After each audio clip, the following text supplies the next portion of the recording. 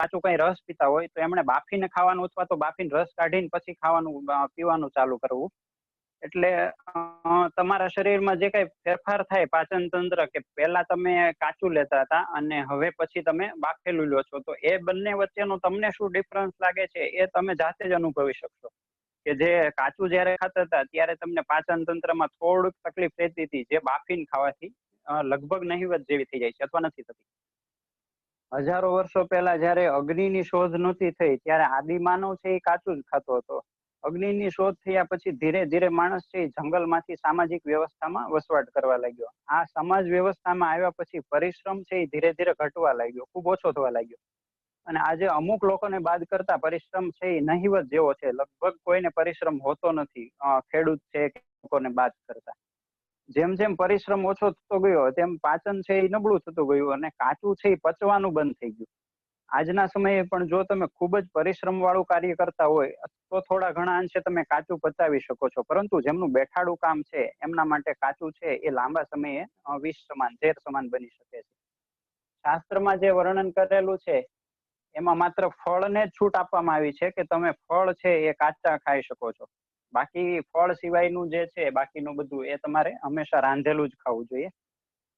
ફળમાં ખાસ એક એ ધ્યાન રાખવું કે એક તો લોકલ હોવું જોઈએ. લોકલ મતલબ 150 થી 180 કિલોમીટર ત્રિજ્યાની અંદર એ ફળનું પ્રોડક્ટ મતલબ ઉત્પાદન થતું હોવું જોઈએ. બીજું સિઝનલ હોવું જોઈએ, કે જે સિઝનમાં થતું હોય એ જ ફ્રૂટ ખાવું, એવું નહીં કે ભાઈ પ્રિઝર્વ ફ્રૂટ છે એ તમે ખાતા હોય. અને બીજું ટ્રેડિશનલ હોવું જોઈએ, મતલબ વર્ષોથી આપણે પરંપરાગત એ ફ્રૂટનો ઉપયોગ થતો હોવો જોઈએ. અત્યારે ઘણા નવા ફ્રૂટ માર્કેટમાં આવતા હોય છે, કીવી વગેરે, તો એ ફ્રૂટ છે એ ખરેખર આપણા શરીરને અનુકૂળ નથી, એટલે ન લેવામાં આવે તો વધારે સારું. અને બીજું કે આમાં રાંધીને ખાવાનો જે હેતુ છે એ એટલું છે કે પેટ આપણે યોગ્ય રીતે એને પચાવી શકતા નથી તો એને બહાર પાક કરીને પછી ખાવાનું છે, બીજો કોઈ હેતુ નથી.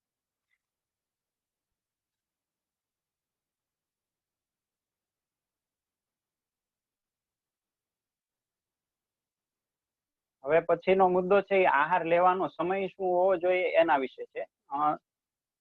સામાન્ય રીતે જો અત્યારે કોઈને પૂછવામાં આવે કે તમારો આહાર લેવાનો સમય શું છે, તો એ એવું જણાવશે કે ભાઈ સવારે 7 વાગે, બપોરે 1 વાગે અને સાંજે 8 વાગે, અથવા તો લંચ બ્રેક પડે ત્યારે, અથવા તો કામમાંથી જયારે નવરા થાય ત્યારે.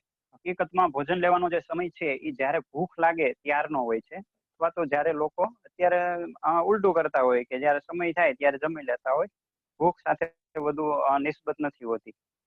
અને બીજું આપણા પાચનનો જે આધાર છે એ પાચન તંત્રની સાથે સાથે, પાચન તંત્ર કેવું છે એની ઉપર તો છે જ, પણ એની સાથે સાથે સૂર્ય અને ચંદ્ર ઉપર પણ આધારિત છે. આપણું પાચન તંત્ર છે એ સૂર્યની હાજરીમાં જ ખોરાકને પચાવી શકે છે. આથી આપણા ઋષિમુનિઓ છે એ એક વર્ષને 6 ઋતુમાં વિભાજિત કરેલ છે. એ ઋતુમાં આવતા તહેવાર છે, પરંપરાઓ છે, એને અનુકૂળ થાય એ પ્રમાણેની જે હોય એ બધી સુંદર ગોઠવણ કરેલી હોય છે. દાખલા તરીકે જોઈએ તો ચાતુર્માસ છે એનો પ્રારંભ છે એ અષાઢ સુદ એકાદશી થી થઈ અને કારતક સુદ એકાદશી સુધીનો હોય, બરાબર. તો અષાઢ મહિનો એટલે વર્ષા ઋતુનો પ્રારંભ, મતલબ વર્ષા ઋતુમાં વાદળા હોય એટલે સૂર્યપ્રકાશ છે એ પૃથ્વી ઉપર ઓછો આવે છે. આ આપણે કોરિલેશન કરીએ છીએ પાચન તંત્ર અને સૂર્યનો સંબંધ. અષાઢ મહિનામાં ધીરે ધીરે વાદળ થતા જાય એટલે સૂર્યપ્રકાશ જેમ ઓછો આવે એમ આપણું પાચન તંત્ર નબળું બનતું જાય છે. તો આપણે જે સનાતન પરંપરા છે એની અંદર ચાતુર્માસ પણ આ જ ટાઈમે આવે, એટલે એ દરમિયાન આપણે અમે બધા એકટાણા કરતા હોઈએ. એકટાણા કરવાથી શું થાય કે ભાઈ શરીરમાં અંદર અનાજ જ ઓછું જાય તો પાચન તંત્ર જે ઓછું કામ કરે છે એને વધારે તકલીફ નહીં પડે. અને મોટા ભાગના તહેવાર જે છે કે જેમાં ઉપવાસ કરવાનો હોય એ મોટા ભાગના લગભગ આ દરમિયાન જ આવતા હોય છે. અને આપણે જે ખાધો છે એ સૂર્યની હાજરીમાં એનું પાચન થાય, મતલબ સૂર્યોદય થી સૂર્યાસ્ત સુધીમાં જ પાચન થાય. પાચક રસ છે એ સૂર્યોદય થી સૂર્યાસ્ત સુધીમાં જ આવે. અને જયારે રાત્રે ચંદ્ર ઉગે ત્યારે જો રાતના સમયે ઊંઘ લેવામાં આવે તો પચેલો જે ખોરાક છે એનું શોષણ થઈ અને દરેક અંગ સુધી જવાનું કામ છે એ ચંદ્રની હાજરીમાં, પણ જો ઊંઘ લેવામાં આવે તો થાય છે. જો રાત્રે જાગવામાં આવે કે ઉજાગરો કરવામાં આવે તો એ થતું નથી. આથી આપણે ભોજન છે એ સૂર્યોદય અને સૂર્યાસ્ત ની વચ્ચે લઈ લેવું જોઈએ. સૂર્યાસ્ત પછી જે લેવામાં ભોજન આવે છે એ આઈડિયલી તો પચતું જ નથી અને અનેક રોગો ઉત્પન્ન કરતું હોય છે. જે આપણી ભારતીય પરંપરા છે એ પ્રમાણે સાંજનું ભોજન છે એ સૂર્યાસ્ત પહેલા કરી લેવામાં આવતું હતું. આદર્શ રીતે જોઈએ તો અનાજ લેવા માટેનો સમય છે એ સવારે સૂર્યોદય થયા પછીના 45 મિનિટમાં અને બીજો સમય છે એ સૂર્યાસ્ત થવાના 90 મિનિટ પહેલાના સમયમાં થઈ જવું જોઈએ તમારું બંને ટાઈમનું ભોજન. આમાં પણ ઋતુ અને પ્રકૃતિ, વ્યક્તિની જે પ્રકૃતિ છે એ પ્રમાણે કદાચ થોડો ઘણો ફેરફાર થઈ શકે. બીજું એક ઉદાહરણ જોઈએ, જો કોઈ તમને 3 દિવસ સતત એકધારું કામ કરવાનું કહે અને તમને જે કઈ ભાવતું હોય છે એ આપવામાં આવે તો પણ તમે એટલું કામ કરી શકશો નહીં, એકધારું કામ નહીં થઈ શકે. એનો અર્થ એવો થયો કે શરીરને માત્ર બળનો આધાર છે એ માત્ર ખોરાક ખાવા અને એના પાચન ઉપર નથી, પણ એનો આધાર છે ચંદ્રની હાજરી. મતલબ રાત્રે ચંદ્રની હાજરીમાં જો તમે નિયમિત નિત્ય ઊંઘ લેવામાં આવે તો એ જે પાચન થયેલો ખોરાક છે એ શોષણ થઈ અને દરેક અંગ સુધી જશે. અને જો ઊંઘ લેવામાં ન આવે તો અંગો સુધી પોષણ જતું નથી. આથી ગમે એટલું સારું તમને ખોરાક ખાવામાં આપવામાં આવે એ છતાં પણ જો તમને ઊંઘ નહીં આપવામાં આવે ને તો તમે કામ નહીં કરી શકો. એટલે અને બીજું એક ખાસ ધ્યાનમાં એ રાખવું જોઈએ કે દિવસની જે ઊંઘ છે એનાથી શરીરમાં કફ વધે છે અને એનાથી પાચન બગડતું હોય છે. એટલે ઊંઘ જરૂરી છે પણ રાત્રિ દરમિયાન.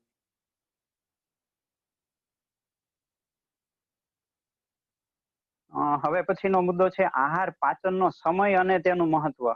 આહાર પાચનનો સમયનો આધાર છે એ કયો આહાર છે, કેટલી માત્રામાં લેવામાં આવ્યો છે, કઈ ઋતુમાં લેવામાં આવે છે, લેનારની પાચન શક્તિ કેવી છે, એ બધા ઉપર આધારિત છે. એ છતાં પણ જો યોગ્ય માત્રામાં યોગ્ય વિધિથી બનાવેલો ખોરાક લેવામાં આવ્યો હોય તો તેને સંપૂર્ણ પાચન થતા એવરેજ 8 કલાકનો સમય લાગે છે.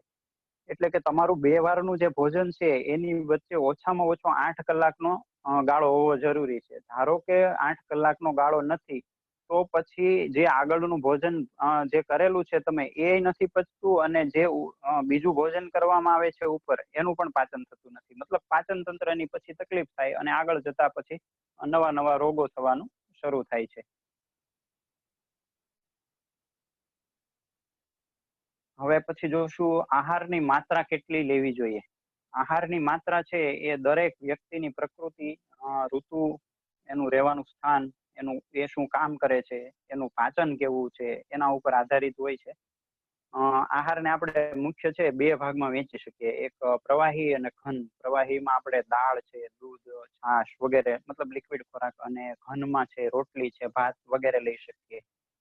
આમાં સામાન્ય રીતે જેટલું ખાઈ શકવાની તમારી ક્ષમતા હોય એને જો 100% વિભાજિત કરવામાં આવે ને તો ઘન ખોરાક 50% લેવાનો, પ્રવાહી ખોરાક 25% લેવાનો અને 25% પેટ ખાલી રાખવાનું છે.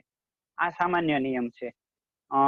દાખલા તરીકે જોઈએ તો જે કોઈ વ્યક્તિ છે તો એમનું પેટ 4 રોટલીથી ભરાઈ જતું હોય દાળ ભાત શાક અને છાશ ખાવાથી, તો એમને 3 રોટલી ખાવાની, દાળ ભાત શાક અને છાશ છે એ 25, દાળ ભાત અને એ છે એ 25% ઓછું લેવાનું અને છાશ 25% ઓછી લેવાની.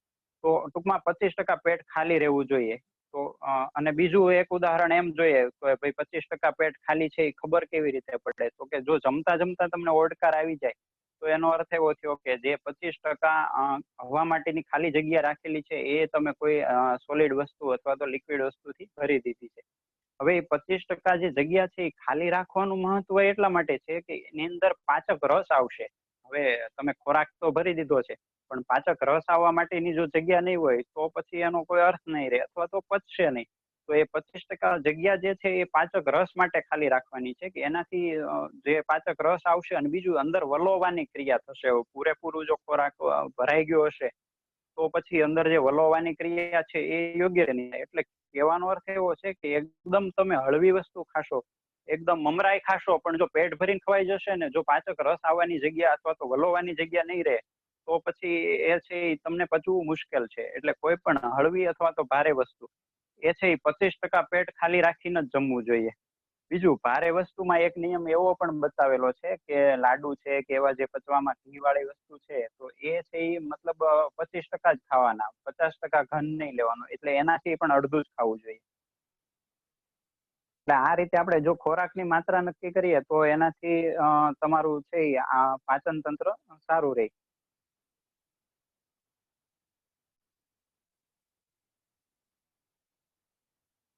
હવે પછી જોશું ભોજન અને પાત્રનું મહત્વ. અહીં સૌથી પહેલા પાત્ર શબ્દ સમજીએ. પાત્ર છે એ સંસ્કૃત શબ્દ છે. સંસ્કૃત શબ્દ છે ને એ કોઈ ધાતુ ઉપરથી બનેલો હોય, એટલે જે એમનો અર્થ બતાવતું હોય, જે ધાતુ હોય તે. તો પાત્ર શબ્દ છે એ પા ધાતુ ઉપરથી બનેલો છે, જેનો અર્થ છે રક્ષણ થયેલું, અથવા તો જે રક્ષણ કરે છે. એટલે કે પાત્ર શબ્દનો અર્થ છે જે રક્ષણ કરવાનું, પાત્રમાં લેવાનું છે કે તેની ક્રિયા એમાં કરવાની છે. પાત્ર એવું કે એની અંદર રહેલા અન્નનું ઈ રક્ષણ કરી શકે. જ્યારે અત્યારે લોકો પાત્ર જે પસંદ કરે છે એનો આકાર છે, એનો રંગ છે, એની કિંમત છે, અથવા કરવામાં કેટલી સરળતા રહેતી હોય છે, એના ઉપર ઉદાહરણ તરીકે જોઈએ તો દૂધ છે એને હંમેશા ચાંદીના વાસણમાં જ રાખવું જોઈએ. એક રિસર્ચ એવું થયેલું છે કે એક પાત્રમાં દૂધ રાખેલું અને બીજા સ્ટીલના પાત્રમાં દૂધ રાખ્યું, તો સ્ટીલના પાત્રમાં રાખેલું દૂધ છે એ વહેલા બગડી ગયું, જ્યારે ચાંદીના પાત્રમાં રાખેલું દૂધ લાંબા સમય સુધી સારું રહ્યું. આમ જે દૂધને બગાડનારા જે બેક્ટેરિયા છે એમની વૃદ્ધિ ચાંદીના પાત્રમાં થતી નથી.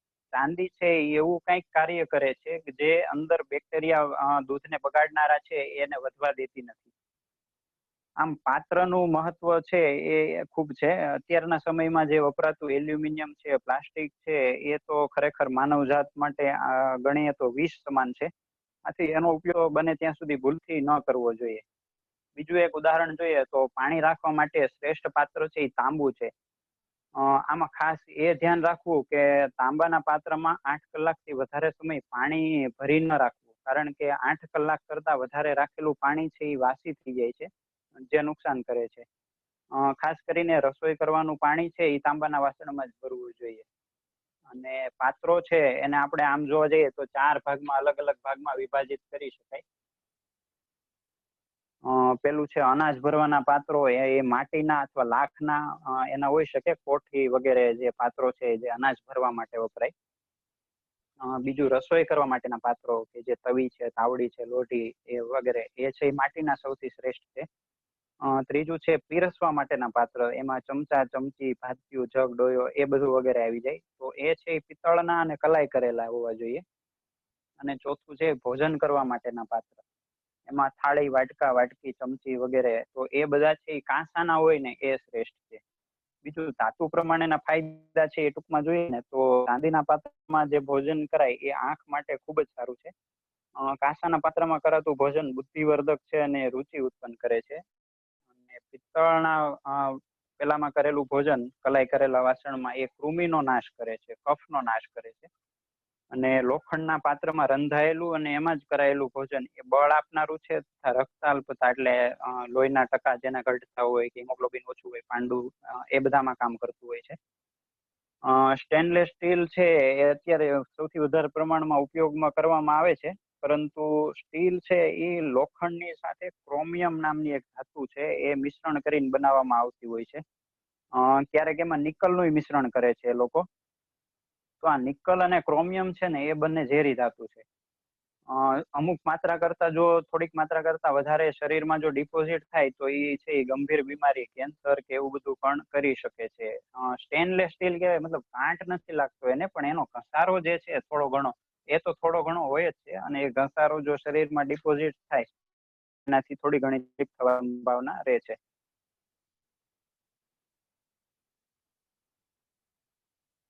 હવે પછીનો મુદ્દો છે વિરુદ્ધ આહાર. સામાન્ય રીતે વિરુદ્ધ આહાર વિશે દરેક લોકો જાણતા જ હોય છે. આયુર્વેદની પરિભાષા જોઈએ તો જે આહાર છે એ શરીરની ધાતુઓથી વિપરીત ગુણવાળો હોય, અથવા તો જે આહાર શરીરની ધાતુઓને દૂષિત કરે છે એ બધો જ વિરુદ્ધ આહાર છે. સામાન્ય રીતે લોકો દ્વારા થતા જે વિરુદ્ધ આહાર છે એના આપણે બે ફોટા મૂકેલા છે, દૂધ અને ગોળ. તો જનરલી લોકો બાળકોને આપતા હોય, મોટાએ પીતા હોય છે. અને એ ખરેખર વિરુદ્ધ આહાર છે, અને એ જો લાંબો સમય લેવામાં આવે ને તો એનાથી ચામડીના ને એ બધા રોગ થતા હોય છે. અને જે લેતા હોય એને થતાય હશે, એટલે એ પોતે અનુભવી શકે. અને બીજું છે દૂધ અને કેળા. આ પણ વિરુદ્ધ છે. આનાથી પણ ચામડીના અથવા કફના રોગ થઈ શકે. આ ઉપરાંત દૂધ સાથે બીજા ખાટા ફળ છે, લસણ છે, ડુંગળી છે, નમક છે, એ બધું વિરુદ્ધ અંતર્ગત જ આવે. અને આયુર્વેદમાં છે વિરુદ્ધના ટોટલ 18 પ્રકારે વિરુદ્ધ આહારનું વર્ણન કરેલું છે, કે જે અલગ અલગ એનું છે. દાખલા તરીકે જોઈએ તો દેશ વિરુદ્ધ, દાખલા તરીકે સુરતમાં છે એ આપણું ભેજવાળું વાતાવરણ છે અને અહીં બાજરી જો ખાવામાં આવે તો એ બાજરી તકલીફ કરે છે, જ્યારે જુવાર છે એ શુષ્ક છે, સૂકી છે, એટલે એ વધારે અનુકૂળ આવે છે. એને દેશ વિરુદ્ધ અંતર્ગત કહેવાય. સુરતમાં રહીને જો તમે બાજરી ખાતા હોય તો એ દેશ વિરુદ્ધ છે. બીજું છે કાલ વિરુદ્ધ. દાખલા તરીકે ઠંડી ઋતુ છે એમાં ઠંડા ખોરાકનું સેવન, ગરમ ઋતુમાં તીખા ગરમ ખોરાકનું સેવન, એ કાળ મતલબ એ જે સમય ચાલે છે એ સમયથી વિરુદ્ધ તમે ખોરાક લ્યો છો. જેવી રીતે શિયાળામાં તમે આઈસ્ક્રીમ ખાવ તો એ કાળ વિરુદ્ધ સેવન કહેવાય. ત્રીજું છે અગ્નિ વિરુદ્ધ સેવન. અગ્નિ એટલે તમારો પાચન શક્તિ. પાચન શક્તિ જો મંદ હોય, ઓછી હોય, ભૂખ ન લાગી હોય એ છતાંય જો તમે જમો છો તો એ અગ્નિ વિરુદ્ધ છે. ચોથું છે સાત્મ્ય વિરુદ્ધ. જે વ્યક્તિને તીખો રસ વધારે અનુકૂળ હોય અથવા તો ભાવતો હોય એના દ્વારા જો એ વ્યક્તિ મધુર રસ, ગળ્યા રસનું સેવન વધારે કરે તો એ સાત્મ્ય વિરુદ્ધ થયું. દોષ વિરુદ્ધ. શરીરમાં પિત્ત દોષનો પ્રકોપ થયો હોય અને એના દ્વારા પાછું ખાટું, તીખું ને ખારું વધારે માત્રામાં સેવન કરવામાં આવે તો એ દોષ વિરુદ્ધમાં આવે. માત્રા વિરુદ્ધમાં મધ અને ઘી છે એ એક સમાન માત્રામાં લેવું વિષ સમાન છે, તો એ છે એ માત્રા વિરુદ્ધમાં આવશે. સંયોગ વિરુદ્ધ. દૂધ સાથે જે ખાટા રસ વાળા ફળ છે કોઈ પણ એનું સેવન એ સંયોગ વિરુદ્ધ છે. અને દૂધ સાથે બધા કઠોળ છે એ પણ સંયોગ વિરુદ્ધ છે. અને આજકાલ ખાસ લેવામાં આવતું દૂધ, ગરમ દૂધ સાથે મધ છે, ગરમ પાણીની અંદર જે લોકો મધ નાખીને સવારે પીતા હોય તો એ પણ સંયોગ વિરુદ્ધ છે. ઘણી વાર એમાંથી કઈ પ્રોબ્લેમ થતો નથી, એનું કારણ મધ ડુપ્લિકેટ હોય અથવા તો ચાસણી હોય એ પણ હોઈ શકે. જો ઓરિજિનલ મધ હોય તો આયુર્વેદમાં એવું કીધેલું છે કે ગરમ પાણી અને મધ જો સાથે લેવામાં આવે તો એ મારક છે, મતલબ મૃત્યુ પણ કરાવી શકે છે. વિધિ વિરુદ્ધ. એટલે વિધિ એટલે જે ભોજન માટેના જે નિયમો બતાવેલા છે, જે કઈ રીત રિવાજ છે ભોજન ખાવા માટેથી માંડીને બનાવવા માટેથી માંડીને બધા જ, તો એ બધા જ નિયમથી અલગ રીતે કરવું એ વિધિ વિરુદ્ધ કહેવાય. ધારો કે એકાંતમાં નહીં કરેલું ભોજન, પછી જમતા જમતા તમે ટીવી જોવો છો અથવા તો મોબાઈલ પર વાત કરો છો, તો આ બધા અંતર્ગત જે કઈ આવે છે એ બધું વિધિ વિરુદ્ધ કહેવાય છે. આ ઉપરાંત છે એ સંસ્કાર વિરુદ્ધ, વીર્ય વિરુદ્ધ, કોષ્ઠ વિરુદ્ધ, અવસ્થા વિરુદ્ધ છે, ક્રમ વિરુદ્ધ, પરિહાર વિરુદ્ધ, ઉપચાર વિરુદ્ધ, પાક વિરુદ્ધ, સંપદ વિરુદ્ધ, રદ વિરુદ્ધ, આ બધું જ વિરુદ્ધ અંતર્ગત આવે છે. છેલ્લો મુદ્દો જોઈશું, સમતોલ આહાર. સમતોલ આહાર અત્યારે જો કોઈને પૂછવામાં આવે કે ભાઈ સમતોલ આહાર એટલે શું, તો એ લોકોનો કોમન આન્સર જવાબ એવો જ આવે કે ભાઈ carbohydrate, protein, fatty acid, vitamin, mineral એ બધું આવી જાય એ સમતોલ આહાર કહી શકાય. પરંતુ આયુર્વેદનો જે દ્રષ્ટિકોણ છે એ આ બાબતે અલગ છે. આયુર્વેદ મુજબ સમતોલ આહાર એટલે જે આહારની અંદર મધુર, ખાટો, ખારો, મધુર એટલે ગળ્યો, તીખો, કડવો અને તુરો, આ 6 રસયુક્ત જે આહાર છે એ સમતોલ આહાર છે. એટલે કે આપણે જે કઈ ખોરાક લઈએ છીએ એમાં બધા રસનું યોગ્ય માત્રામાં સેવન કરવું જોઈએ. ધારો કે તમે એ રસનું વધારે માત્રામાં સેવન કરો છો તો એ સમતોલ આહાર નથી ને એ લાંબા સમયે તમને તકલીફ કરી શકે. જો તમારે સમતોલ આહાર કરવો હોય તો પછી બધા જ રસનું યોગ્ય માત્રામાં સેવન થવું જોઈએ. ધારો કે લવણ છે તો એ જેટલી માત્રામાં જરૂર છે એ માત્રામાં કરવું જોઈએ. ખાટું છે, ખારું છે, તીખું છે, કડવું છે. અત્યારના બાળકોનું આપણે એક ઉદાહરણ જોઈએ તો બાળકો છે એ વધારે ગળ્યું ને ખાટો રસ વધારે પ્રિય હોય, તો નિયમિત જયારે આપવામાં આવે ને ત્યારે એને કૃમિ થવાની સંભાવના વધી જતી હોય. તો બાળકોને 4-5 દિવસે છે આપણી પરંપરા છે કે કડવાટ આપતા હોય છે. જે લોકો કડવાટ કે એવું નથી આપતા તો એ રસ મતલબ ઘટે છે અને એને પછી કૃમિ અથવા તો બીજા કઈ કફના કે એવા બધા પ્રોબ્લેમ થતા હોય છે. મારું વ્યાખ્યાન છે હું અહીંયા પૂરું કરું છું. હવે જે લોકોને પ્રશ્ન હોય એ લોકો પૂછી શકે છે.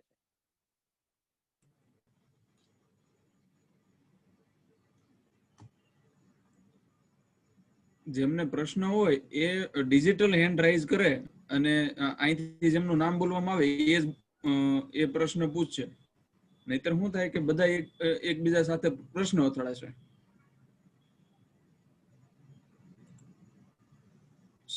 સંતોષભાઈ પ્રજાપતિ. મને અનમ્યુટ કરવા પડશે તમારે મિતેશભાઈ. અનમ્યુટ એમને કરું છું પણ નથી થતા, એવું થાય છે. આસ્ક ટુ અનમ્યુટ મોકલ્યું છે એમને. રાકેશભાઈ પ્રશ્ન પૂછી શકે. મારો પ્રશ્ન એવો છે કે 8 કલાકે જમવાનું કીધું તો સવાર બપોર અને સાંજ કયા ટાઈમે જમવું જોઈએ? આઈડિયલી શાસ્ત્રોક્ત રીત તો એવી છે કે 2 જ ટાઈમ ભોજન લેવું જોઈએ, એક સવારે અને સાંજે. એટલે આઈડિયલી જો તમે લેતા હોય તો બપોરના 3 થી 4 વાગે અને સવારે 7-8 વાગે. મતલબ સૂર્યોદય ને સૂર્યાસ્ત સાથે કનેક્ટેડ છે. એટલે સૂર્યોદય થાય એના પછીના 40-45 મિનિટ પછી તમે ભોજન લઈ શકો. પણ એમાં એક કન્ડિશન એવી છે કે તમારે છે એ સવારે જોવાનું છે કે તમને આહાર યોગ્ય રીતે પાચન થયો છે કે નથી થયો. તો યોગ્ય રીતે પાચન થયો છે કે નથી થયો એના લક્ષણો છે કે ભાઈ તમને કોઈ ખાધેલાનો ઓડકાર નથી આવતો, એકદમ પેટ વ્યવસ્થિત સાફ આવે છે, ભૂખ લાગી છે, તરસ લાગી છે. જો આ કન્ડિશન બધી ફૂલફિલ થતી હોય ને તો તમે ભોજન લઈ શકો સવારે. એટલે આઈડિયલી તો એવું છે કે સવાર ને સાંજ 2 ટાઈમ ભોજન લેવું જોઈએ. અને સાંજનું ભોજન છે એ સૂર્યાસ્ત થવાનો હોય એના 90 મિનિટ મતલબ 1.5 કલાક પહેલા તો કમસે કમ લેવાઈ જવું જોઈએ. ઓકે, આભાર. વિવેકભાઈ માણિયા. નમસ્તે, અવાજ આવે છે મારો? જી આવે છે. હા બોલો બોલો. તમે કીધું કે મધ ગરમ પાણીમાં નહીં લેવાનું, પણ યુઝ્યુઅલી લોકો ડાયટ કરતા હોય, લોકો સવારે લેતા હોય, તો પછી સામાન્ય હુંફાળું પાણી હોય તો પણ મધ મિક્સ નહીં કરવાનું. અને સેકન્ડ ક્વેશ્ચન છે, ફ્રીજનું પાણી મતલબ જે લોકો કહે છે અત્યારે ઓલમોસ્ટ પોઈઝન છે, તો એ થોડું એના ઉપર પ્રકાશ આપજો ને. તમારો પહેલો પ્રશ્ન છે ને, જે શાસ્ત્રમાં એવું વર્ણન કરેલું છે કે જે મધ વાળું જે પાણી છે ને એ 100% વજન ઉતારે છે. પણ શાસ્ત્રમાં જે જગ્યાએ લખેલું છે ને એ જગ્યાએ એવું લખેલું છે કે તમે પાણી ઉકાળો અને 25 થી 50% બાળી દો અને એ પાણી જયારે ઠંડુ થશે, મતલબ નોર્મલ પછી એમાં મધ નાખો અને પછી પીવો. ગરમ પાણીમાં મધ નાખીને કે ગરમ પાણી હોય એમાં મધ નાખીને પીવાનું કોઈ જગ્યાએ ઉલ્લેખ નથી. અને અત્યારે જે લોકો પીવે છે એ કદાચ ખરેખર એને ગરમ પાણીનો ફાયદો થતો હોય છે. કદાચ પેલી તો ચાસણી હોય, કેમ કે આમ તો એ કોમ્બિનેશન છે એ વિષ બની જાય. એટલે એ તો ન જ લેવું જોઈએ.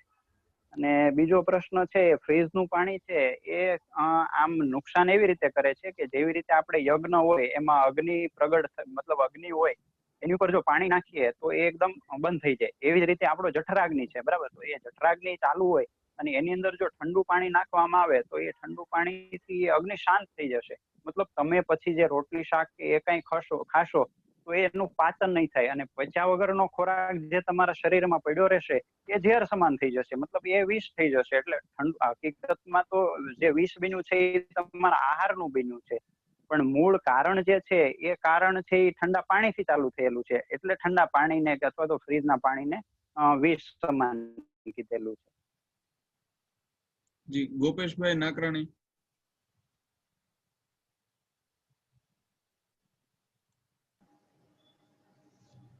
સવારે શું ખાવું જોઈએ ને તમે 2 ટાઈમ ખાવાની વાત કરીને, સાંજે શું જનરલી ખાવું જોઈએ?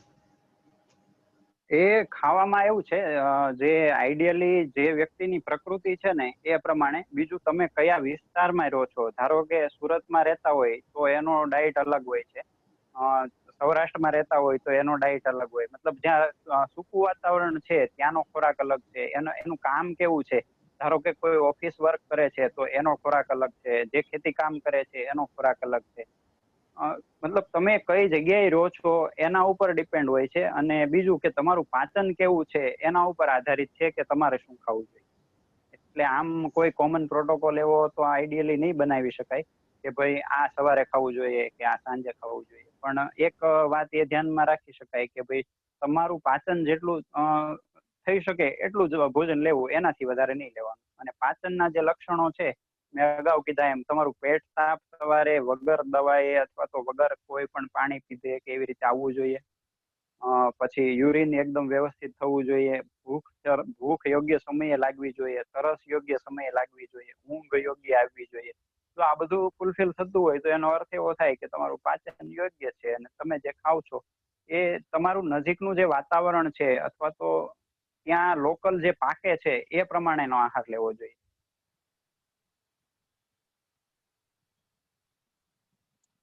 જી, મનીષભાઈ ગલાણી.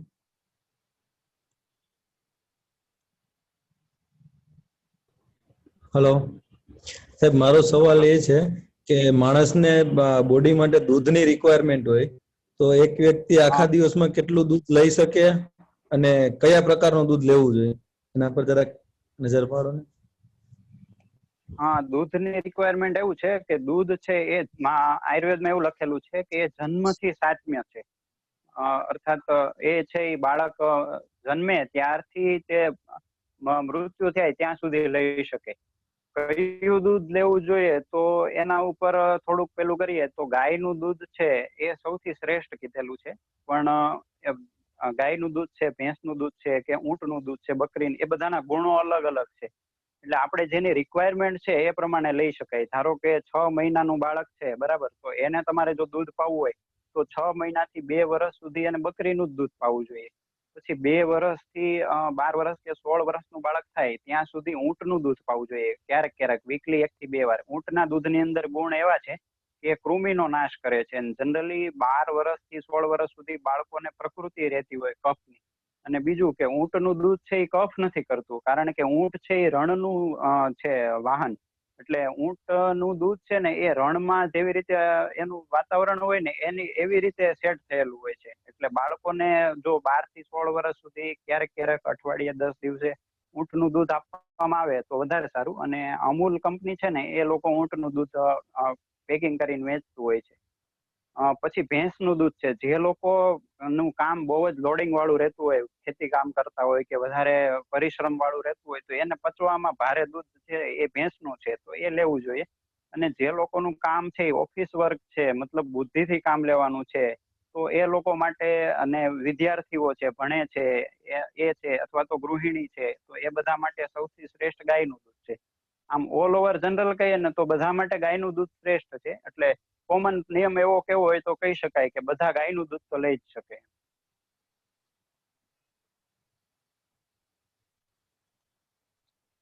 કલ્પેશભાઈ સુતરિયા. હેલો, હા, બોલો. આપણે માથાના વાળ ખરતા હોય એના માટે આહારમાં શું ધ્યાનમાં રાખવું જોઈએ? માથાના વાળ છે ને એ મોટા ભાગે તો ઘણા કારણથી ખરતા હોય. ઘણી વાર ઉપર લોકલ પ્રોબ્લેમ હોય તો એ ખરતા હોય ને ઘણી વાર પેટનો પ્રશ્ન હોય. તો ટૂંકમાં કહું તો પેટનો પ્રશ્ન હોય તો અમુક ગરમ પડતું હોય ને એ બધી વસ્તુ છે, ખાટી વસ્તુ છે, લીંબુ છે કે ટામેટા છે કે નમક વધારે ખવાતું હોય તો એ બધું બંધ કરવું જોઈએ. બાકી શું કારણ છે ને એ કારણ વગર આઈડિયલ નહીં કહી શકાય. પેટની ગરમીના લીધે હોય તો આ બધું બંધ કરવું જોઈએ અને દૂધની માત્રા થોડી વધારવી જોઈએ. વિકાસભાઈ લકડ.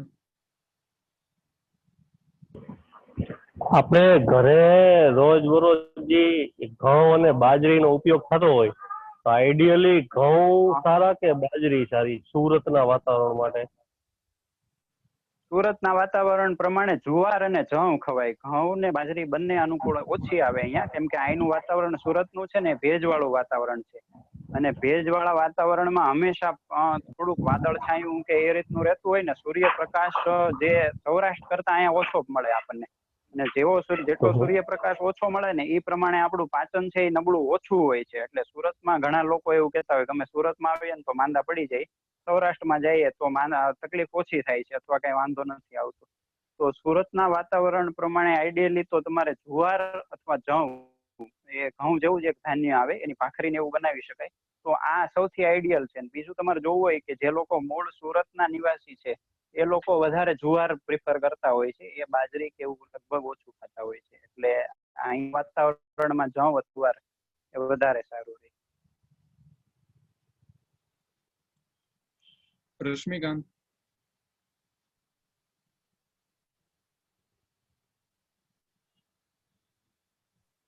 હલો. હા, બોલો. હલો. અચ્છા, તમે કીધું કાચું ના ખાવું જોઈએ, તો કાચું ખાવાથી શું તકલીફ? અત્યારે લોકો કાચું ખાવાનું કહે છે, જે ડાયટ કાચું ખાવાથી, હા જો કાચું ખાવાથી છે ને લોકો વજન ઘટતું એવું દેખાય છે, પણ હકીકતમાં જો વૈજ્ઞાનિક રીતે તમે જુઓ ને તો કાચું ખાવાથી શરીરમાં એક સ્ટાર્વેશનની પ્રક્રિયા થાય. મતલબ અંદર કેમ ભૂખમરાની સ્થિતિ ઊભી થાય. એટલે શરીર છે એ કાચું પચતું નથી ને શરીરને પોષણ મળતું નથી, બરાબર? એટલે કાચું જેવું તમે ખાવ ને એટલે પેટ તમને ભરેલું જ લાગે અને હકીકતમાં શરીરને પોષણ નહીં મળે. તો શરીર શું કરશે કે શરીરને પોષણ પોતાની મતલબ અંદરનું મેન્ટેનન્સ કાઢવા માટે તે શરીર છે એ સૌથી પહેલા ચરબીને ઓગાળશે. ચરબીને ઓગાળે એટલે તમને એમ થાય કે હું કાચું ખાઉં છું એટલે વજન ઘટે છે, પણ હકીકતમાં એવું થતું નથી. હકીકતમાં શરીરમાં સ્ટાર્વેશન મતલબ ભૂખમરાની જે સ્થિતિ છે એ ઊભી થઈ છે અને એના લીધે ચરબી ઓગળે છે અને એ થાય છે. જો અમુક ઘણા લોકોને તમે જોયું છે કે એકદમ જે કાચું ખાતા હોય ને શરીર એકદમ આમ ચામડી એકદમ લૂઝ પડી ગઈ હોય કે ઢીલી પડી ગઈ હોય એવું થતું હોય. એટલે કાચું છે એ ખાવાની ના નથી, પણ જો તમારું પાચન તંત્ર ખૂબ જ સારું હોય ને તો તમે ખાઈ શકો. પણ જો પાચન તમારું એટલું નબળું હોય, બીજું રાંધવાનો મતલબ એવો છે કે ભાઈ આપણે રાંધીએ એટલા માટે છીએ જે પ્રક્રિયા તમારા પેટમાં થઈ નથી શકતી અથવા તો તમારું પાચન એટલું નબળું છે તો એટલું તૈયાર રેડીમેડ આપો એટલે એ ઇઝીલી પેલું કરી શકે. અને પછી જેવું શરીરમાં ફેટ ઓછું થયું પછી પ્રોટીન પકડે, મતલબ એવી રીતે ધીરે ધીરે આગળ જતું જતું શરીર એકદમ હાવ પેલું થઈ જતું હોય છે. એટલે કાચું છે એ આમ ઓલ ઓવર છે એ લાંબા સમયે નુકસાન કરે. તમને 2-3 મહિનામાં શરૂઆતમાં કદાચ નહીં દેખાય, પણ લાંબો સમય જો કાચું ખાવામાં આવે ને તો એનાથી ઘણા બધા નુકસાન થતા હોય છે. અને મેં વ્યક્તિગત રીતે અનુભવેલું છે. અને જે લોકો કાચું ખાતા હોય ને એ લોકો ક્યારેક ટ્રાય કરી જોવે. હું કહું છું કે શાસ્ત્ર કે છે એવું આપણે નથી રાખવાનું. તમે પોતે વ્યક્તિગત રીતે પ્રયત્ન ટ્રાય કરો કે ભાઈ 1 મહિનો કાચું ખાઓ અને બીજા મહિને ખાલી એ જ વસ્તુ ખાવાની, પણ બાયલી ખાવાની, પાણી કાઢીને ખાવાની. તો તમને જ કેટલો ડિફરન્સ લાગે છે એ તમે અનુભવી શકશો. કેમ કે મેં મારા ઘણા બધા દર્દીમાં આવી રીતનો પ્રયોગ કરીને જોયેલું છે કે જે કાચું ખાતા હોય ને એને માત્ર ખાલી એટલો જ ફેરફાર કરાયો કે એ છે એ બાફેલું ખાવાનું. બરાબર, તો એ તમે હા બાફેલું ખાવાથી તો કે બધા તો જતા રહે. તત્વો જતા રહે એ વાત ખોટી છે. તત્વો ઘણા બધા હોય જ છે અંદર, એટલે એ વાતમાં બહુ સત્ય નથી કે તત્વો જતા રહે એવું. બરાબર, અને પ્રેક્ટિકલી આપણે જોયું છે પોષણ તો મળે જ છે બધાને. અત્યારે ડાયટિશિયન એવું કહે છે કે જોયું છે મેં, સર્વરોગ નાબૂદ થઈ જાય છે કાચું ખાવાથી. કાચું અને ફ્રૂટ બંને જોડે ખાવાથી. ફ્રૂટ તો કાચું ખાવાનું એ તો શાસ્ત્ર કે જ છે. બરાબર, ફ્રૂટ ખાવામાં તો કોઈ વાંધો જ નથી, એમાં તો બધું પોષણ મળે જ છે. અને બાકી શાકભાજી ખાવાથી છે એ પ્રોબ્લેમ થાય છે. એ જે વ્યક્તિ લાંબો સમય ખાતા હોય ને એનામાં તમને ઇફેક્ટ દેખાશે. જે શાક અને ફળ બે ખાતા હશે ને એમાં ઇફેક્ટ નહીં દેખાય, કેમ કે એની કાઉન્ટર ઇફેક્ટ જે છે મતલબ શાકની એ ફળ દ્વારા પૂરી થઈ જતી હોય છે. એટલે જો પ્રયોગ કરવો હોય તો આ એકદમ મતલબ એક્યુરેટ છે, પરફેક્ટ છે. અને બીજું મારું પોતાનું કહેવાનું નથી, આ જે 5-10 હજાર વર્ષ જૂનું આયુર્વેદ છે ને એમાં આ લખેલું છે. મારું વ્યક્તિગત કોઈ રિસર્ચ નથી આ. તમારી વ્યક્તિગતની વાત નથી, પણ આમાં લોકો જે સર્વરોગ નાબૂદ થાય છે, ડાયાબિટીસ, બીપી, સર્વરોગ નાબૂદ થઈ છે. અને એ ડોક્ટર વિશ્વભાઈ ચૌધરી બી અને કેશવ બી એવા કે જેમાં લોકોને ફાયદો થયેલો છે. 2 વર્ષ એવા રેકોર્ડ છે, કોઈ તકલીફ વગરના. એટલે એ હોય છે, પણ તમે એવું જોવો તો આમ ઓલ ઓવર એટલું બધું સ્વીકાર્ય નથી બન્યું. કેમ કે 100 વ્યક્તિમાં કદાચ કાચું ખાવા વાળા તમને 1 થી 2 મળશે. એનો અર્થ એવો થયો કે બધા એ સ્વીકાર નથી કર્યો. જો ખરેખર એટલો બધો ફાયદો થતો હોય ને તો એ મલ્ટીપ્લાય થતું જાય અને લગભગ 70-80% સુધી જતું રહે. બીજું કે જે નેચરોપેથી છે ને એ 100 વર્ષમાં આવેલું છે. 1894-95 થી એની નેચરોપેથીની શરૂઆત થઈ છે અને એ લોકો કાચું ખાવાનું કહે છે. એ આયુર્વેદ કે આપણા સિદ્ધાંત દ્વારા કઈ લેવા દેવા નથી. અને એ હજી રિસર્ચ બેઝમાં છે, એવું નથી કે પૂરે રિસર્ચ થઈ ગયું છે એટલું. એ વાત સાચી, ધન્યવાદ. વિશાલભાઈ.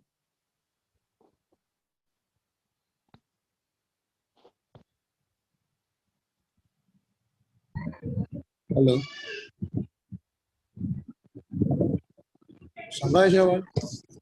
હા આવે છે, બોલો. હા, આપણે જીવન જરૂરિયાત રોજની ડેઈલી લાઈફમાં કઠોળનો ઉપયોગ અને કયા કયા કઠોળનો ઉપયોગ કરવો જોઈએ અને કેવી રીતે કરવો જોઈએ? કઠોળ છે ને, જો પાછો એક જ એ જ પ્રશ્ન થશે કે કઠોળ અત્યારે લોકો તમને એવું કહેતા હોય કે ભાઈ ઉગાડીને ખાવા જોઈએ, પણ હકીકતમાં ઉગાડેલા કઠોળ છે ને એ દુર્જર છે, પચવામાં ભારે પડે છે. ફરીવાર ત્યાં જ બધું એ જ આવશે કે સ્ટાર્વેશન થશે, ચરબી ઓગળશે ને એવી રીતે પેલું થશે. બરાબર, એટલે આયુર્વેદના જે નિયમ છે એની અંદર ફણગાવેલા કઠોળ ન ખાવા જોઈએ એવું સ્પષ્ટ લખેલું છે. કઠોળ જો તમારે ખાવા હોય તો હંમેશા બાફેલા જ ખાવાના. કઠોળ છે એ બધા જ તમે લઈ શકો, પણ એ તમારી પ્રકૃતિ મુજબ છે. ધારો કે મગ છે તો એ બધાને અનુકૂળ આવશે, પણ તુર છે તો એ કદાચ એવું કરશે, પ્રકૃતિ વાળા છે એને વધારે અનુકૂળ આવશે. કળથી છે તો એ છે પિત્ત પ્રકૃતિ વાળાને અનુકૂળ નહીં આવે, એની સામે છે કફ વાળાને વધારે અનુકૂળ આવશે. તો એ પ્રકૃતિ છે એ પ્રમાણે તમે કઠોળ લઈ શકો. એવામાં 2 થી 3 વાર ખાવામાં આવે તો વાંધો નથી, પણ બને ત્યાં સુધી કઠોળ છે એ બાફીને જ લેવા જોઈએ. ઉગાડેલા કે કાચા કે પલાળેલા એ ન લેવા જોઈએ. જી ડોક્ટર અરવિંદભાઈ દુધાત.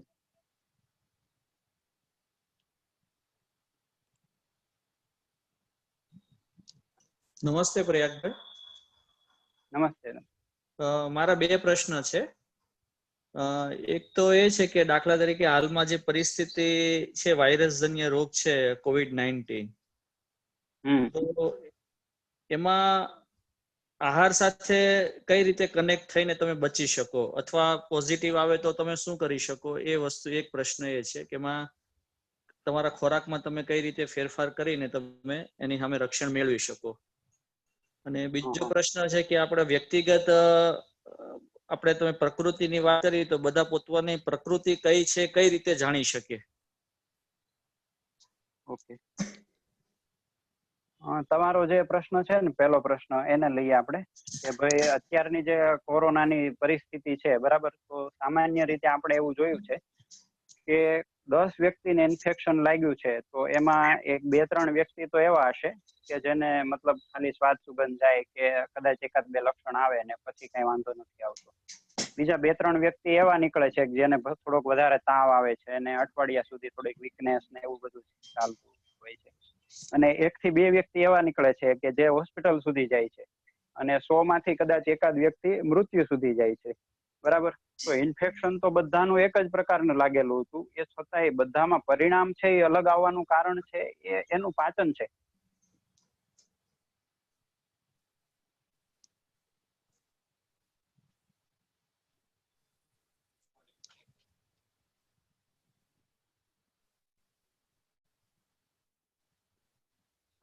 હવે બધાને જે ઇન્ફેક્શન લાગેલું છે એ ઇન્ફેક્શન તો એક જ પ્રકારનું છે, મતલબ જે વાયરસ છે એક જ પ્રકારનો ગયો છે, પણ બધા વ્યક્તિનું પાચન તંત્ર અલગ અલગ રીતે કામ કરતું હતું, અથવા તો દરેક વ્યક્તિની અંદર જે કઈ આમ છે પચ્યા વગરનો ખોરાક છે એ ડિપોઝિટ થયેલો હતો એ અલગ અલગ રીતે હતો. એટલે ઘણા લોકો છે એ ફ્રૂટના, મેં એવું કોમન આમાં જોયેલું છે કે જે લોકો એકવાર તાવ આવ્યા પછી બધા ફ્રૂટના રસ ને નારિયેળ પાણી ને એવું લેવા મળે છે ને, એ લોકોને છે એ આગળ કફ ને એ બધી થવાની સંભાવના વધી જાય છે.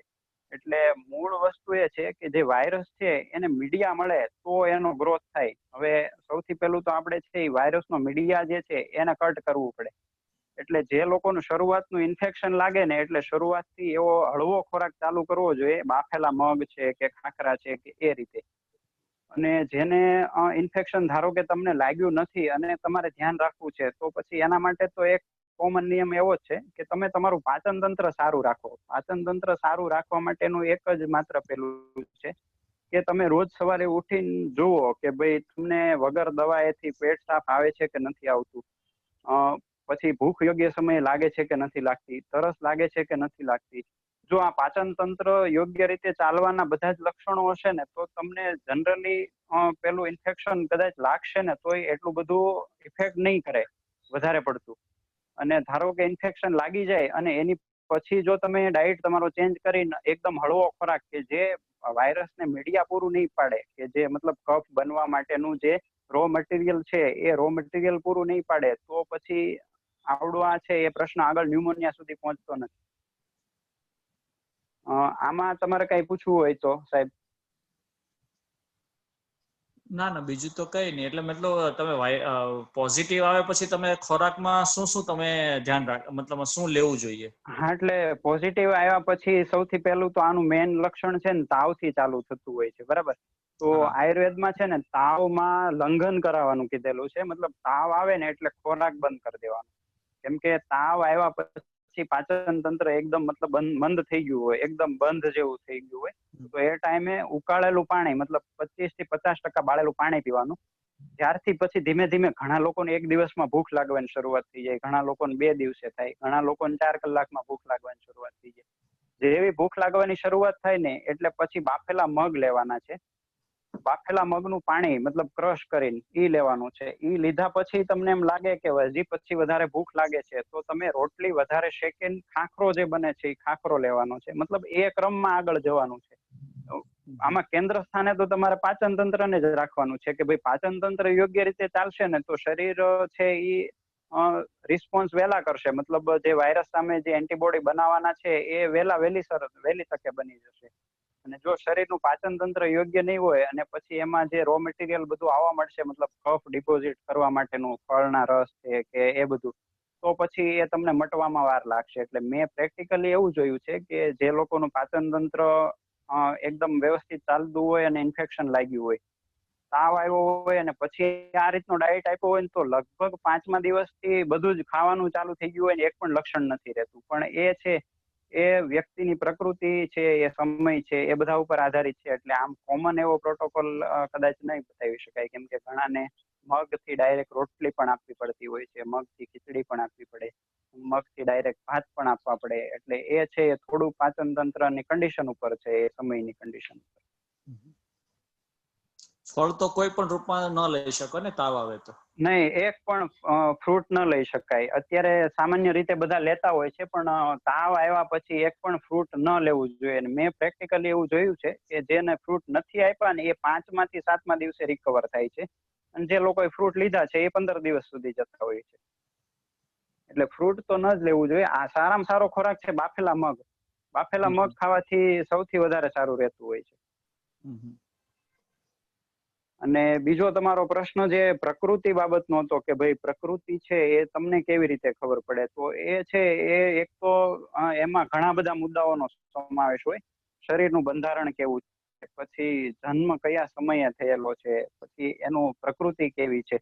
એટલે એ આમ જોવા જઈએ તો આમ વર્ણન કરીને અથવા તો ડાયરેક્ટ એવી રીતે ન કહી શકાય. જે વ્યક્તિ સામે આવે તો એ પ્રમાણે જજ કરવું વધારે સારું રહેશે. ઓકે. અથવા તો કોઈ નજીકના કોઈ આયુર્વેદ ડોક્ટર હોય તો એમનો સંપર્ક કરીને એવી રીતે કરી શકાય. કિરીટભાઈ વઘાસિયા.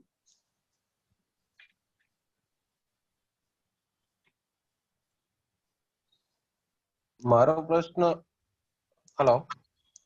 હા, બોલો બોલો. મારું વાપીથી છે અને મને 34 વર્ષની એજ છે મારી. મને સવાર સાંજ લાસ્ટ 6 મહિનાથી છીકું આવે છે અને શરદી થઈ જાય. બપોરથી સવારથી એટલે 10 વાગ્યા પછીથી સાંજ સુધી કઈ ના હોય અને સાંજે 7 સાડા 7 વાગ્યા પછી છીકું આવવાનું ચાલુ થાય અને શરદી થાય. તો શું રીઝન હોઈ શકે? સાંજે તમે છાશ ખાતા હોય એ હોઈ શકે. સાંજે હા, છાશ ખાઈએ. હા, એ બંધ કરો એટલે બંધ થઈ જશે. પિત્ત થઈ જાય, પિત્તના લીધે થતું હોય. તમારું વાતાવરણ છે, દરિયો કદાચ તમારે ત્યાંથી નજીક જ હશે. નજીક જ છે એકદમ. હા, એટલે વાતાવરણ કદાચ હોઈ શકે આ સુરત જેવું જ હોય, મતલબ થોડું ઘણું ભેજ વાળું ને બધું. એટલે પિત્ત વાળો જે મતલબ ગરમ પડતું હોય ને એ આહાર બંધ કરો એટલે થઈ જશે. પિત્ત જેના વધારે હોય ને એને આ એલર્જીનો પ્રશ્ન વધારે હોય. ઓકે. ઉમેશભાઈ પુરોહિત.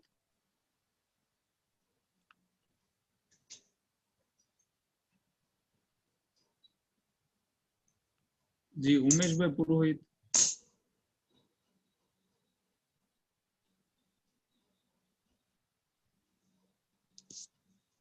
પ્રકાશચંદ્ર. હલો, આવ્યો અવાજ છે? ઉમેશ બોલો. હેલો. હા, પ્રકાશચંદ્ર બોલું છું. જી બોલો પ્રકાશ. હા, બોલો બોલો. બસ એક તો એ હતું કે વજન કેવી રીતે ઓછો કરી શકાય, એ બીજું હતું કે ખાટા જે ફળો છે એ ક્યારે લઈ શકાય. આ 2 પ્રશ્નો છે મારા. ઓકે. હવે વજન છે ને આપણે એક વસ્તુ બદલવાની જરૂર છે. આપણે હંમેશા આપણું શરીર જે છે ને એ 7 ધાતુનું બનેલું હોય: રસ, રક્ત, માંસ, મેદ, અસ્થિ, મજ્જા અને શુક્ર. બરાબર? તો જે લોકોમાં મેદનું પ્રમાણ વધે ને, મતલબ એને વજન વધ્યું કહીએ છીએ અત્યારે આપણે. તો હકીકતમાં આપણે છે એ વજન ઘટાડવાનું નથી, બરાબર? પણ આપણી શરીરની અંદર જે અસ્થિ ધાતુ મતલબ હાડકા, અને જે સામાન્ય રીતે એવું જોયેલું છે કે જે લોકોનું વજન વધારે હોય ને એના હાડકા નબળા હોય, એની અંદર મસલ પાવર બિલકુલ ન હોય, ઓછો હોય. તો આપણે પોઝિટિવ લેવાનું છે કે આપણે મસલ પાવર વધારવાનો છે અને હાડકા વધારવાના છે, મતલબ હાડકાનું જે બળ છે એ વધારવાનું છે. એ બંને વચ્ચે ને એટલે ઓટોમેટિક તમારું વજન ડાઉન આવી જશે. એટલે ફેરફારમાં તો તમારું છે ને, તમે જે વાતાવરણમાં રહ્યો છો બરાબર, તમારું સ્થાનિક જે વાતાવરણ છે એ પ્રમાણે તમારો ખોરાક કરો. અને જે મતલબ આપણે કીધું ને સમતોલ આહાર, એટલે સમતોલ આહારમાં તમે રસમાંથી કયો રસ ઓછો લેવાય છે એ તમે નક્કી કરજો. એટલે બધા રસ વાળો આહાર નિયમિત લેવાશે ને એટલે ધીમે ધીમે મેદનું પ્રમાણ ઘટશે અને એની સામે જે અસ્થિ ધાતુ છે એનું પ્રમાણ વધતું જશે. અને જે માંસ ધાતુ છે, મતલબ મસલ છે અને બોન છે, એ બંનેનું વેઇટ વધશે. એટલે ઓટોમેટિક તમારું વેઇટ છે એ સમતલ જે નોર્મલ હોવું જોઈએ એ થઈ જશે. જી બરાબર. અને બીજો પ્રશ્ન તમારો ફ્રૂટ નો છે, ખાટા ફળ નો. બરાબર. ફળ મોસ્ટ ઓફ બધા સાઇટ્રિક એસિડ વાળા હોય છે, અમુક બાદ કરતા મોસ્ટ ઓફ બધા ખાટા જ હોય છે. અને ફળ છે ને જનરલી ખાટા અને મધુર રસ વાળા, મતલબ મીઠા હોય છે. અને એ પચવામાં ભારે છે. બરાબર. લોટ કરતા હળવા છે પણ પચવામાં ભારે છે. એટલે પચવામાં ભારે કોઈ પણ વસ્તુ હોય ને બને ત્યાં સુધી સવારે જ લેવી જોઈએ. એટલે આઈડિયલી કોઈ પણ તમે ફ્રૂટ લ્યો ને તો એ સવારના સમયે લ્યો ને તો એ વધારે કામ કરશે એઝ કમ્પેર ટુ બપોર પછી. હું તો એવું જ કઉ છું કે બપોરના 2 વાગ્યા પછી કોઈ પણ ફ્રૂટ ન લેવું જોઈએ. અને જનરલી એવો ટ્રેન્ડ હોય છે રાત્રે ફ્રૂટ ખાવાનો. બરાબર. અને એ બધા માંદાય રહેતા હોય છે. બરાબર. આ દૂધનું શું છે, ક્યારે લેવું જોઈએ દૂધ? દૂધ સાંજે લઈ શકાય. દૂધ સાંજે લેવામાં આવે તો વધારે ફાયદાકારક છે.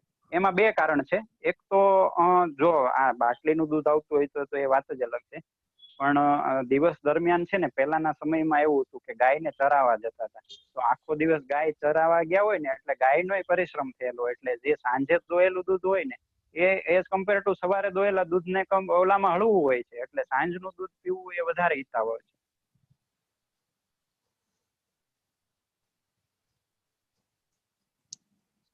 ઉમેશભાઈ પુરોહિત.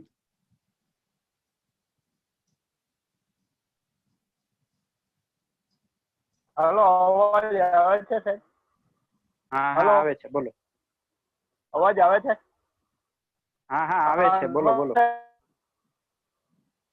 હવે હા, દૂધ રિલેટેડ સવાલ એ હતો કે દૂધ ગરમ, બધા એમ કે ગરમ દૂધ પીવું જોઈએ થોડું ખાંડ નાખીને. તો એ મારે એક ક્વેરી છે. દૂધ છે ને એનું આઈડિયલ આમ દૂધ જોવા જઈએ ને તો દૂધનું આયુષ્ય, હા હા એ જ ઉપર આવું છું કે દૂધ જે છે ને એનું આયુષ્ય 3 કલાકનું હોય છે. આમ જોવા જઈએ તો 48 મિનિટની અંદર પીવાઈ જવું જોઈએ. પણ મેક્સિમમ 3 કલાકની અંદર જો તમે ન પીવાના હોય ને તો પછી એક તો ચાંદીના વાસણમાં હોય તો એ સુરક્ષિત રહેશે. બીજું કે 3 કલાકથી વધારે સમય જો તમારે રાખવાનું છે તો પછી એમાં એને 25% પાણી નાખવાનું અને 25% પાણી બાળી દેવાનું. એવી રીતે ઉકાળીને રાખેલું દૂધ હશે તો એ 6 થી 7 8 કલાક સુધી સારું રહેશે.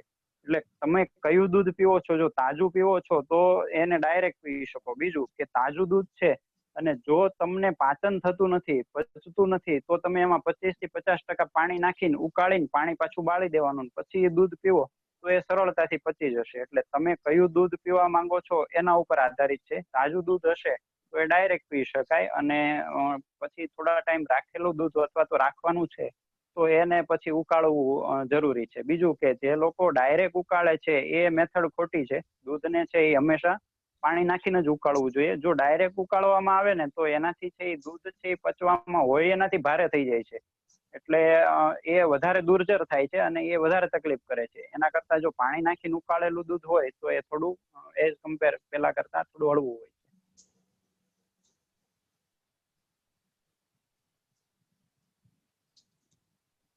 હૃદય SR કેજી કરીને અહીંયા કોઈનું નામ છે. હૃદય.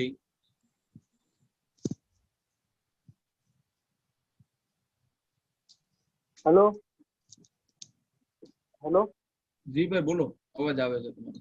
હવે મારો સવાલ એ હતો કે અમુક લોકો આપણા સમાજમાં એમ કહે છે કે આપણે બહુ વધારે પાણી પીવું જોઈએ, મતલબ 3 લીટર 4 લીટર. એટલે એમાં એવી કોઈ લિમિટ હોય છે કે આપણે મેક્સિમમ 5 લીટર પર ડે પાણી પીવાય કે 4 લીટર પાણી પીવાય અથવા તો ગોળાનું પાણી પીવા જોઈએ, બરાબર? અને અમુક લોકો એમ બી કહે છે કે ગરમ પાણી કરીને પીવાય, એ આપણા શરીર માટે સારું હોય છે. તો આમાં કંઈક તમારો શું મંતવ્ય હોય છે, જણાવશો મને? પાણી પીવાની પદ્ધતિ. સરસ ક્વેશ્ચન, સારો ક્વેશ્ચન છે. જુઓ, પાણીમાં એવું છે કે અત્યારે તમે પેલું ચાલુ કરો ને એટલે પેલું જ આવે કે ભાઈ મેક્સિમમ વધુ ને વધુ પાણી પીવો, વધારે ને વધારે પાણી પીવો. પણ સામાન્ય રીતે તમે જોયું હશે કે કોઈ કિડનીના દર્દી હશે અથવા તો જેને કઈ કિડનીનો પ્રશ્ન હશે એ લોકોને લિમિટેડ કરી દીધું હોય કે ભાઈ તમારે 2 લીટરથી વધારે પાણી, ટોટલ લિક્વિડ 2 લીટરથી વધારે જવું ન જોઈએ. ખરેખર જો પાણી કિડની માટે સારું હોય તો પછી એને વધારે આપવું જોઈએ દર્દીને. તો એને દર્દીને વધારે નથી આપતા, એનો મતલબ એવો થયો કે જો વધારે માત્રામાં જશે તો એ કંઈક નુકસાન કરશે, બરાબર. તો એ જ નિયમ સ્વસ્થ વ્યક્તિને લાગુ પડે છે કે ભાઈ સ્વસ્થ વ્યક્તિ છે, હવે બધાને એવું હોય છે કે પાણી છે એ ડાયરેક્ટ પી લીધું અને પચી ગયું, એવું નથી હોતું. પાણીની જેટલી આપણે રોટલી ખાવામાં ખાધા પછી જે પ્રોસેસ થતી હોય પાચનની, એ જ પ્રોસેસ, સેમ પ્રોસેસમાંથી પાણીને પસાર થવું પડે છે. એટલે પાણી છે એ પાચન થાય અને એના પછી જ શરીરમાં મતલબ કામ આપતું હોય છે. બીજું લોકો સવારે ઉઠીને રેસ રાખતા હોય, કોઈ 1 લીટર પીવે, કોઈ 2 લીટર પીવે, કોઈ 3 લીટર, મતલબ એવું હોય છે કે ભાઈ હું મેક્સિમમ પાણી પીવું છું. પણ જે સવારનું જે પાણી છે ને એનું નામ શાસ્ત્રમાં ઉષપાન તરીકે આપેલું છે. હવે ઉષપાન એટલે શું કે જે ઉષ કાળમાં કરવામાં આવતું પાન, મતલબ ઉષ કાળ છે એ જે બ્રહ્મ મુહૂર્ત છે એની આજુબાજુનો કાળ છે કે જે સૂર્યોદય થયા પહેલાનો કાળ છે. હવે ઘણા લોકો છે 9 વાગે જાગે ને તોય 2 લીટર પાણી પી જતા હોય, બરાબર. તો એ ખોટું છે. બીજું ઉષપાનનો એક નિયમ એવો આપેલો છે કે જે સ્વસ્થ વ્યક્તિ છે, જેને કઈ તકલીફ જ નથી, એ લોકો માટે જ છે. એવું નહીં કે બધાને પીવાનું છે. સ્વસ્થ વ્યક્તિ જ ઉષપાન કરી શકે. અને એમાં પણ એવો નિયમ છે કે જેટલી તરસ લાગી છે એટલું જ પીવાનું છે, એનાથી વધારે બિલકુલ નથી પીવાનું. એવો નિયમ બિલકુલ નથી કે લીટર પીવું, 2 લીટર પીવું એવું. એટલે સામાન્ય જો તમારે નિયમ એવો યાદ રાખવો હોય ને તો એવું યાદ રાખી શકાય કે જ્યારે તરસ લાગે ત્યારે અને જેટલી તરસ લાગે એટલું જ પાણી પીવાનું, એનાથી એક વધારે ટીપું નહીં પીવાનું. તો તમે પાણીથી થતા રોગો છે ને એનાથી બચી શકો. કેમ કે વધારે પાણી પીવાથી તે અજીર્ણ થાય છે, અરસમસા થતા હોય છે, ઘણા બધા રોગ થતા હોય છે જે લોકોને ખબર નથી હોતી. શરદી, એલર્જી, શરદી તે ઘણા લોકોને પાણી વધારે પીવાથી થતી હોય છે. અને છેલ્લો પ્રશ્ન તમારો એ કે કયું પાણી પીવું જોઈએ. હવે પાણી છે ને એ ઉનાળામાં છે માટલાનું પાણી પીવો તો વધારે સારું. શિયાળા અને ચોમાસામાં ઉકાળેલું પાણી હોય એ વધારે સારું. પણ ઉકાળવામાં એવું છે 25% બાળી દેવાનું પાણી, અને એ પછી ઠંડુ થાય અને આખો દિવસ પીવાનું. અને પાણીનું તે આયુષ્ય છે ને 8 કલાકનું છે. મતલબ એકવાર ઉકાળેલું પાણી ફરીવાર એક તો ગરમ નથી કરવાનું અને 8 કલાકની અંદર એને યુઝ થઈ જવો જોઈએ એટલું જ પાણી લેવાનું. એનાથી વધારે રાખવામાં આવે ને તો એ પાણી વાસી થઈ જાય છે. એટલે એના જે ગુણધર્મો છે, મતલબ લાભ મળવા જોઈએ ને એ નથી મળતું, બરાબર. એટલે એ એક છે. Okay, thank you. Rakeshbhai. B12 ની કમી લોકોને આવી ગઈ છે ફિલ્ટરનું પાણી લેતા, તો એના વિશે આપ એક કહેશો. અને એક બીજો પ્રશ્ન એવો છે કે મારા પપ્પાને બહુ આવે છે, તો એનું શું કારણ હોય છે? તમારો બીજો પ્રશ્ન છે ને બરાબર સંભળાણો નથી અવાજના લીધે, ફરીવાર બીજો પ્રશ્ન એવો છે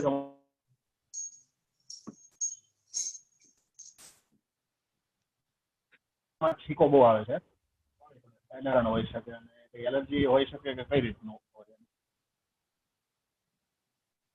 ચાલો હું પેલા પ્રશ્નનો B12 વાળો જવાબ આપું છું. હજી બીજા પ્રશ્નમાં અવાજ હજી યોગ્ય આવતો નથી. જે B12 છે ને એ ઘટવાનું કારણ ઘણા બધા કારણ હોય, પણ મેં એવું પ્રેક્ટિકલી જોયું છે કે જે લોકો વરસાદનું પાણી એટલે મઘા નક્ષત્રમાં જે વરસાદ થયો હોય ને એનું પાણી કલેક્શન કરી અને પછી એ જ પાણી આખું વર્ષ પીવામાં અને રસોઈ કરવામાં વાપરે છે ને, તો B12 ઘટતું નથી. એટલે હોઈ શકે એક કારણ કે કદાચ ફિલ્ટર છે કે એ બધાના લીધે ઘટતું હોય, પણ સોલ્યુશન આ વરસાદના પાણીથી આવી જતું હોય છે. એટલે એ જો ટ્રાય કરવામાં આવે તો, પણ આપણે એવું ન કહી શકાય કે ફિલ્ટરથી જ થાય છે અથવા બીજા કોઈ કારણથી થાય છે. દિનેશભાઈ. ને બીજું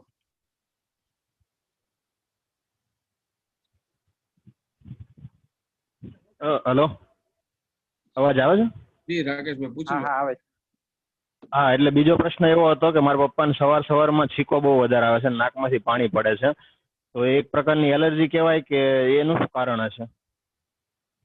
એ છીક આવે ને પાણી પડવાનું કારણ શરીરમાં પાણીની માત્રા વધે છે એટલે શરીર બહાર ફેંકે છે. એટલે એ કોઈ પણ રીતે તમારે એ નિદાન કરવું પડે કે કેવી રીતે એ વસ્તુ થાય છે. મતલબ પિત્ત વધે છે એટલે થાય છે કે એના માટે કોઈ વ્યવસ્થિત તમારા નજીકમાં કોઈ ડોક્ટર હોય ને આયુર્વેદ જે નિદાન કરતા હોય એમને બતાવો ને તો વધારે સારું, કેમ કે હું ડાયરેક્ટ આવી રીતે તો મને બહુ આઈડિયા નહીં આવે.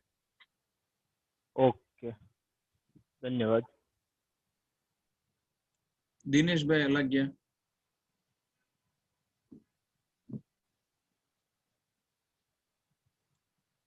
દિનેશભાઈ.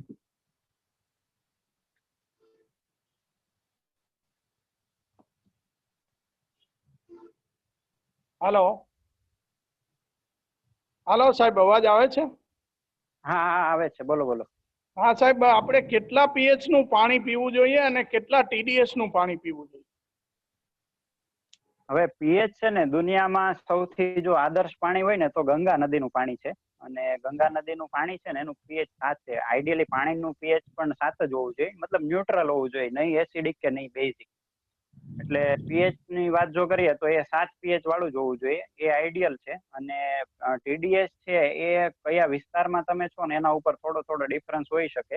મતલબ સૂકા વાતાવરણમાં છે ત્યાં વધારે ટીડીએસ વાળું પાણી હોય તો એને ઉકાળીને પેલું કરવું પડે. મતલબ 200-250 ટીડીએસ છે એ ચાલે, એનાથી વધારે નહીં. 200-250 કે વધીને 300. અને પીએચ નું તો છે ને અત્યારે લોકો બેઝિક પેલું કરતા હોય છે, પણ તમે જો પાણીને ઉકાળો ને કોઈ પણ કોર્પોરેશન નું પાણી આવતું હોય એ છે અથવા ડારનું પાણી છે તો એને 25 થી 50% બાળો ને એટલે 7 પીએચ આજુબાજુ આવી જાય છે. મતલબ જે ગંગા નદીનું પાણી હોય છે ને એ લેવલનું પાણી 25 થી 50% બાળવાથી થઈ જતું હોય છે. એટલે એનો મતલબ એવો થયો કે તમારે એને ઉકાળીને પછી પીવું પડે, અને એ આઈડિયલ પાણી છે. ઓકે.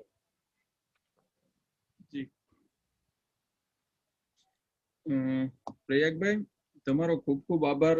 જે આયુર્વેદનો ખૂબ સારો તમારો અનુભવ અમને આપ્યો, ખૂબ નવું જાણવા મળ્યું. અને અહીંયા ઉપસ્થિત બધા જે કઈ શ્રોતાઓ છે જેમના થકી આ કાર્યક્રમ સફળ બન્યો છે એમનો પણ અહીંયા ખૂબ ખૂબ આભાર માનું છું.